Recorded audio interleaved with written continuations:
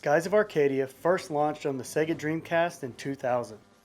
It was a bold RPG with a sense of adventure unlike anything else at the time. Developed by Overworks, the game let you take on the role of Vise, a young air pirate, and his crew as they explored floating islands, battled airships, and stood up against the evil Valuan Empire. From the very start, Skies of Arcadia pulls you into its world. This isn't just another RPG. It's a grand adventure in the skies. And every island you explore, every character you meet, it all adds up to an experience that feels huge and alive.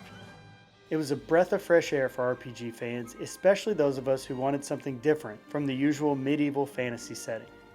One of the things I absolutely loved about Skies of Arcadia is its world. Each floating island has its own culture, secrets, and mysteries. It's a world that just begs you to explore, to see what's out there beyond the clouds. And the characters, they're unforgettable. Now Vise, Aika, and Fina aren't your typical RPG stereotypes. These characters have real motivations and so much charm and personality. Vise especially is the beacon of optimism. No matter how tough things get, he believes in doing what's right. It's refreshing, and it makes you root for him every step of the way. And then there's Skies of Arcadia's combat. It has to be one of the most enjoyable turn-based combat systems out there. It's straightforward, but with enough depth to keep it interesting. Each character has special moves and elemental skills, and finding the right combination keeps you engaged in every fight. But what really sets this game apart is the ship battles. You're not just fighting on the ground, you're piloting your own airship, taking on enemy vessels in strategic high-stakes battles. These aren't just throwaway encounters, they're epic, requiring strategy and resource management. There's nothing quite like taking down a massive ship, knowing you've outmaneuvered your opponent in the skies. Now, the early demise of the Dreamcast was a bit of a bummer for so many reasons.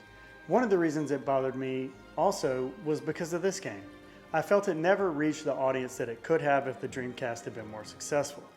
Luckily, a few years later, it launched on the GameCube as Skies of Arcadia Legends. This version added some new features, but more importantly, it introduced a whole new audience to Vise's adventure. The GameCube version wasn't just a port. They added new side quests, improved visuals, and even tweaked some of the battle mechanics to make it smoother. For those of us who loved it on the Dreamcast, it was like coming home, but with a few nice updates. So why does Skies of Arcadia mean so much to me? It's hard to put into words, but I think it's the sense of adventure, of exploring the unknown and meeting the characters who felt real. This was a game that took me to another world, where the sky was the limit, literally. Every time I boot it up, I get that feeling of excitement and wonder all over again. It's the kind of game that reminds me why I love RPGs. It's got heart, soul, and a charm that's hard to find in today's games.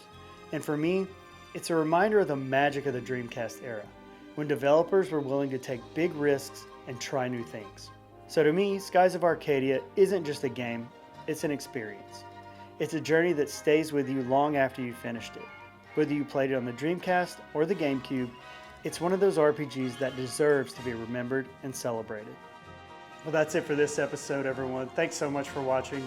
If you're a fan of Skies of Arcadia or Skies of Arcadia Legends, tell me about it in the comments. I love hearing your stories. Well, thanks so much for watching. Please like and subscribe and share so we can grow the channel. Thanks so much for everything. Catch you in the next one.